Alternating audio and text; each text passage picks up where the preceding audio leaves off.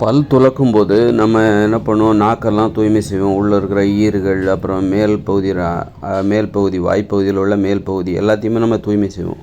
நாக்கையும் தூய்மை செய்வோம். ஆனால் அடித்தொண்டையில் இருக்கிற சளியை எப்படி வெளியெடுக்கிறது? அடித்தொண்டையில் நிறைய கசடுகள் தேங்கியிருக்கும், சளி தேங்கியிருக்கும். அந்த கிருமி, அது எல்லாமே கிருமி, அதை எப்படி வெளியே எடுக்கிறது அப்படின்னா, நம்ம விரலை விட்டு வான்னு தேய்ச்சி அப்படி வாந்தி எடுக்கிற மாதிரி பண்ணி அடித்தொண்டையில் இருக்கிறத நம்ம வெளியே துப்புவோம். அப்போ அது அவ்வளோ ஈஸியாக வெளியே வராது. அப்படின்னா கொஞ்சம் தான் வரும், முழுமையாக சுத்தமாகாது. அதுக்கு ரொம்ப எளிதான வழி என்னென்னாக்கா, அதாவது வாய்க்குள்ளே விரலை விட்டு வான்னுலாம் பண்ண வேண்டிய அவசியமே இல்லை. நாக்கை க்ளீன் பண்ணுறதுக்கு ஏதாவது இந்த இரும்பு தகடு, ஸ்டீல் தகடு மாதிரி கடையில் கிடைக்கும். அதை நீளமான தகடு, ஸ்டீல் தகடு, அதை பயன்படுத்தலாம். அப்புறம் அடித்தொண்டையில் இருக்கிற கசடுகளை வெளியேற்றணும். சளி மாதிரி இருக்கும், அதை எப்படி வெளியேற்றணும் அப்படின்னா, அதுக்கு ரொம்ப எளிதான வழி, விரலை விட்டெல்லாம் ஓவான்லாம் பண்ண வேண்டிய அவசியமே இல்லை. சுத்தமாக வெளியேறதுக்கு ஒரு வழி என்னென்னாக்கா, இந்த வேப்பங்குச்சி இருக்குல்ல, வேப்பங்குச்சியை நீங்கள் காலையில் அப்படி நடைபயிற்சி செய்கிறீங்க, வரும்போது எங்கேயா மரத்தில் வேப்பங்குச்சி இருந்தால் அதை மென்று துப்பிட்டு வரணும். மென்று வாய் முழுக்க அந்த கசப்பு போகணும். கசப்பு போயிடுச்சுனாலே அடித்தொண்டையில் இருக்கிற சளி, கிருமி எல்லாம் வெளியே ஓடி வந்துடும்.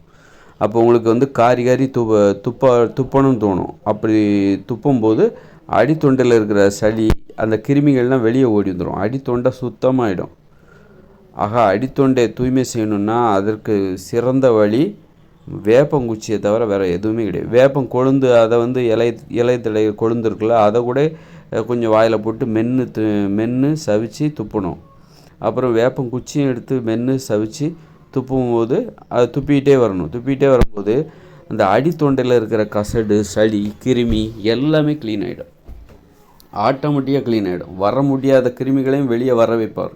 அந்த கசப்புங்கிற அந்த தலைவர் இருக்கார்ல, அவர் என்ன பண்ணுவார்னா, அடித்தொண்டையில் வரமாண்டேன்னு பிடிவாதம் பிடிக்குது பாருங்கள், அந்த கிருமி, அதை கூட வெளியே எடுத்துகிட்டு வந்துடும். வெளியே நீங்கள் காரி துப்பும்போது அது அடித்தொண்டை அப்புறம் காலியான மாதிரி இருக்கும், வீட்டை காலி பண்ண மாதிரி இருக்கும்.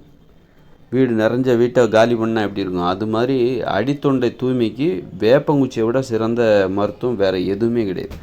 ஆக தினமும் வேப்பங்குச்சி பயன்படுத்திங்கன்னு வச்சுக்கோங்களேன், வேப்பங்குச்சி கசப்பு, அது கசப்பு தன்மை கொண்டது. அந்த கசப்பு என்பது சூடு.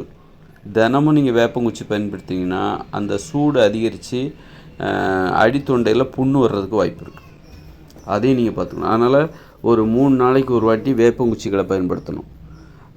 வேப்பங்குச்சியவே தினமும் பல் விளக்குறதுக்காக பயன்படுத்துவதை தவிர்க்கணும். அதை 3 நாளைக்கு ஒரு வாட்டி, இந்த முக்கியமாக அடித்தொண்டையை தூய்மையாக வச்சுக்கிறதுக்காகத்தான் நம்ம இந்த வேப்பங்குச்சியை பயன்படுத்தணும். வேப்பம் கொழுந்த அது மாதிரி ஒரு 3 நாளைக்கு ஒரு வாட்டி சாப்பிட்லாம்.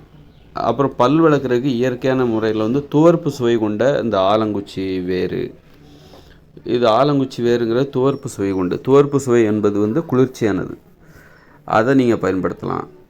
அந்த மாதிரி துவர்ப்பு சுவை கொண்டதை நீங்கள் பயன்படுத்தும், அது குளிர்ச்சியானது, அது நாக்கில் புண்ணை எதுவும் ஏற்படுத்தாது. ஆனால் வேப்பங்குச்சியை 3 நாளைக்கு ஒரு வாட்டி பயன்படுத்துகிற நல்லது. தினமும் பயன்படுத்தினா அடிநாக்கில் அது புண்ணாக மாறிவிடும், புண்ணு ஏற்பட ஆரம்பிச்சிடும். அது கசப்பு என்பது ஒரு சூடு. அந்த கசப்பு என்பது அளவோடு நம்ம பயன்படுத்தணும். அளவுக்கு அதிகமாக போச்சுனாக்கா அதுவே நமக்கு எதிராக மாறிடும்.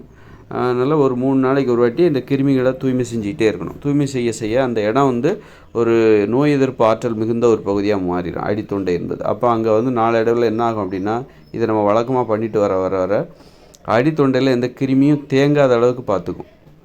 தேங்காத அளவுக்கு அந்த ஒரு ஆற்றலை அடித்தொண்டைக்கு கொடுக்கும். அதனால் அடித்தொண்டையை தூய்மை செய்ய வேப்பங்குச்சியை விட, வேப்ப இலைகளை விட சிறந்த மருத்துவம் வேறு எதுவுமே இல்லை. உள்ளே இருக்கிற அந்த கசப்பு உள்ளே போனோடனே அந்த அடித்தொண்டையில் நல்லா ஜாலியாக இருப்பாங்க. இது நமக்கு சூப்பரான வீடு அப்படிங்கிற மாதிரி நிறைய கிருமிகள் சளியோடு கலந்து அங்கே வரவே வராது. நம்ம என்ன தான் வாய் விட்டு ஓவான்னு கத்தினாலும் அது வெளியில் வராது. அதெல்லாம் வெளியில் இழுத்து கொண்டு வெளியே தூக்கி போடக்கூடிய அந்த ஆற்றல் அந்த வேப்பங்குச்சிக்கு தான் உண்டு. அந்த கசப்பு சுவைக்கு தான் உண்டு. கசப்பு சுவை என்பது கிருமிகளுக்கு எதிரானது. கசப்பு சுவை என்பது மன உறுதியை அதிகரிக்கும். நம்ம கசப்பு சுவை எடுத்துக்காமலே இருக்கிறோம். அதனால என்ன ஆகுனா, நமக்கு மன உறுதியை குறைஞ்சிடும். ஏன்னா கசப்பு சுவை என்பது அது கஷ்டமாக இருக்கும். அந்த ஒரு வேப்பம் கொழுந்து சாப்பிட்றதோ, ஒரு பாகற்காய் சாப்பிட்றதோ சாப்பிடுவதற்கு கஷ்டமாக இருக்கும். நம்ம உணவுகளை மன உறுதி ஏற்படுத்தணும் அப்படின்னா, நம்ம சாப்பிடுவதற்கு கஷ்டமான இருக்கிற உணவுகளை சாப்பிட்ணும். சாப்பிட்றதுக்கு ஈஸியாக நம்மளை இழுத்துட்டு போகிற உணவுகளை சாப்பிடக்கூடாது. நமக்கு கஷ்டமாக இருக்கணும். அந்த உணவுகளை சாப்பிட்றது நமக்கு வலுக்கட்டாயமாக நாம் கடைபிடிக்கிற ஒரு கடமையாக அதை உணரணும். அது நம்மளை வந்து அடிமைப்படுத்தக்கூடாது.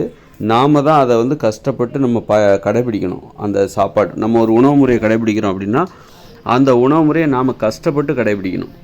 அந்த அளவுக்கு அதில் ஒரு கஷ்டம் இருக்கணும். அந்த அளவுக்கு நீங்கள் ஒரு கசப்பு சுவை, அப்போ தான் மனசு உறுதியடையும். அந்த வகையில் நீங்கள் கசப்பு சுவையுடைய உணவுகளை வந்து அடிக்கடி சேர்த்துக்கிட்டிங்கன்னா மனசில் உறுதி அதிகரிக்கும், மன உறுதி அதிகரிக்கும், உடல் உறுதி அதிகரிக்கும், உடலை இறுக செய்யும். உடல் உறுதி பாருங்கள், உடல் உறுதி தான் மன உறுதி. உடலில் உறுதி இருந்தால் மனசில் உறுதி இருக்கும்.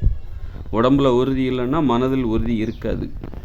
அதனால் வந்து உடம்பில் உறுதி அதிகரிக்க வேண்டும். உடல் இறுக வேண்டும் என்றால் மனசும் இறுகணும், வைரம் மாதிரி இருக்கணும், வைரம் பஞ்ச கட்ட மாதிரி உடம்பும் மனசும் இருக்கணும். அப்படின்னா கசப்பு சுவையை அடிக்கடி சேர்த்துக்கணும். அது வந்து வேப்பங்குழுந்தாக இருக்கலாம், பாகற்காயாக இருக்கலாம், அப்புறம் வந்து வேறு முடக்கத்தான் இலை, அதெல்லாம் கசப்பு சுவையை விடுது. இப்படி கசப்பு சுவை எதுலெல்லாம் இருக்குதோ அந்த உணவுகளை நீங்கள் அடிக்கடி சாப்பிட்டீங்கன்னா உங்கள் மனசு உறுதியடையும், வைரம் போல் மாறும். சின்ன வயசுலேருந்து பழக்கப்படுத்தணும். அப்புறம் வந்து நிலவேம்பு குடிநீர், அதை வந்து நமக்கு நோய் வந்தால் தான் பயன்படுத்துகிற. கொரோனா வந்தது, எல்லாம் சாப்பிட்டாங்க, டெய்லி சாப்பிட்டாங்க, குடித்தாங்க, அடிக்கடி குடித்தாங்க. ஆனால் இப்போ பாருங்கள், கொரோனா மறைஞ்சோன்னா நிலவேம்பு குடிநீர் அது என்னன்னு கேட்குற நிலவுக்கு வந்துட்டோம். அதனால் வந்து நிலவேம்பு குடிநீரை வாரம் ஒரு முறை, ரொம்ப எளிதாக்கிங்க, வாரத்தில் 3 அப்படின்லாம் இல்லை, வாரம் ஒரு முறை. அதெல்லாம் கசப்பு என்பது கொஞ்சம் சூடான விஷயம். அதனால் வந்து வாரம் ஒரு முறை வந்து நிலவேம்பு குடிநீர், வாரம் 2 முறை வந்து பாகற்காய், வாரம் ஒரு முறை வந்து வேப்பிலை கொழுந்து. இந்த மாதிரி கசப்பு சுவையை தினந்தோறும் நமது உணவில் சேர்த்து கொள்ளும்போது நமது உடல் இறுகும், நமது உடலில் உறுதி அதிகரிக்கும், மனதிலும் உறுதி அதிகரிக்கும், நோய் எதிர்ப்பு ஆற்றல் வரும், உடம்புல ஒரு கிருமி தங்காது, வெளியே ஓடி வந்துடும். இந்த உடம்புல ரொம்ப கிருமிக்கு கசப்பு சுவை ஆகாது. நம்ம உடம்புக்கு நமக்கு கெடுதலை ஏற்படுத்துகிற கிருமிக்கு கசப்பு சுவை ஆகாது. குடல் பகுதியில் உள்ள கிருமி, வாய்ப்பகுதியில் உள்ள கிருமி, நீங்கள் அடித்தொண்டையில் இருக்கிற தேங்கி இருக்கிற சளியை வந்து நீங்கள் வெளியெடுத்தணும். வான்னுக்கு விரலை விட்டுக்கிட்டு பல்லு தேய்ச்சிட்டு எல்லோரும் என்ன பண்ணுவாங்கன்னாக்கா, பெரும்பாலும் வாயை 2 விரலை வாயில் விட்டுட்டு வாம்பாங்க. வான்னா அடியில் இருக்கிற அந்த சளி வெளியே வரும் அப்படின்னு நினச்சி பண்ணுவாங்க. ஆனால் முழுமையாக வராது. அதை வெளியேற்றணுன்னாக்கா நீங்கள் வந்து வேப்பங்குச்சி எடுத்து பல் விளக்கணும். அதாவது எப்போதும் கிடையாது, தினந்தோறும் பல் விளக்கக்கூடாது. ஒரு 3 நாளைக்கு ஒரு வாட்டி வாயில் வந்து வேப்பம் கொழுந்த போட்டு நல்லா மென்று சவிச்சு துப்பணும். அப்புறம் ஒரு வேப்பங்குச்சி எடுத்து நல்லா அப்படியே கடிச்சு துப்புனாலே போதும். விளக்க வேண்டிய அவசியம் கிடையாது. விளக்குனாலும் விளக்கலாம், தப்பு இல்லை. ஆனால் கடிச்சு அந்த அந்த அந்த வேப்பம் குச்சியை வந்து நல்ல பசுமையான குச்சியை வந்து கடிச்சு அதை துப்பும்போது இந்த கசப்பு வந்து அடித்தொண்டைக்கு போகும்போது அடித்தொண்டையில் ஜாலியாக இருப்பார் அந்த சளி கிருமிகள், அதெல்லாம் வெளியே ஓடி வந்துடும். அந்த கசப்பு தாங்காமல் இங்கே இருக்க முடியாதா, இனிமேல் இந்த இடத்துல நம்மளால் இருக்க முடியாதுன்னு சொல்லிட்டு வெளியே வந்து விழுந்துடும். அந்த அப்போ துப்பும்போது நம்ம ஈஸியாக அது வெளியே ஓடி வந்துடும். அடித்தொண்டையே காலியான மாதிரி இருக்கும், ஒரு வீட்டை காலி பண்ண மாதிரி இருக்கும். காலி பண்ணிட்டு இன்னொரு வீட்டுக்கு போகிற மாதிரி, வீட்டை காலி பண்ணோன்னு எப்படி இருக்குது அது மாதிரி அந்த இடம் அவ்வளோ ஒரு வெற்றிடம் ஏற்படும். அதை நம்ம உணர முடியும்.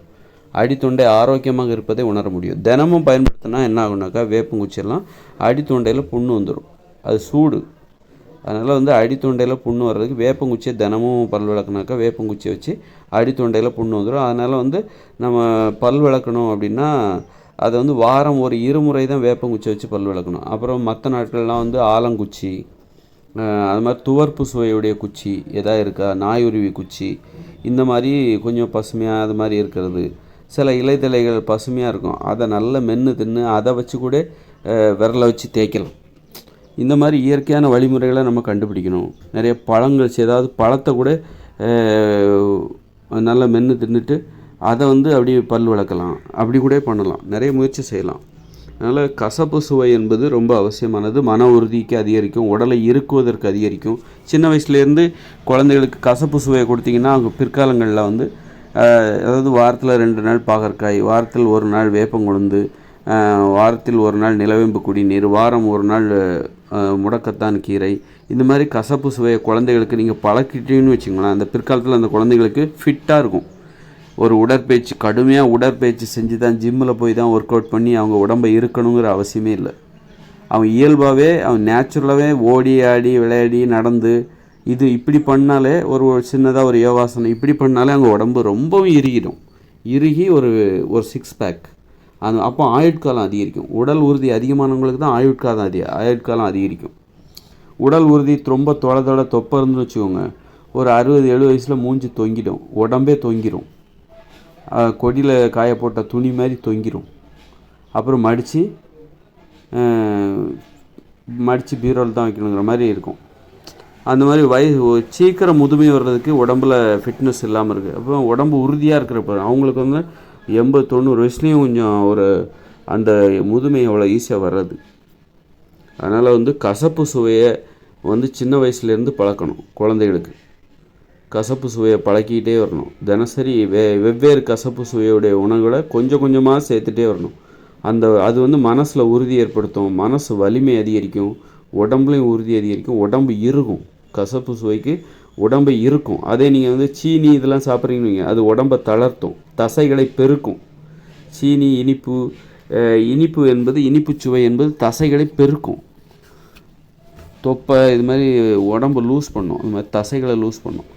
அது மாதிரி சுவையை கசப்பு, ஆனால் நல்ல சுவை கசப்பு சுவை, ஆனால் அது கடினமாக இருக்கிறது தான். எது சாப்பிட்றது கடினமாக இருக்கோ அந்த உணவுகள் தான் நமக்கு நிறைய நன்மைகளை செய்யும்.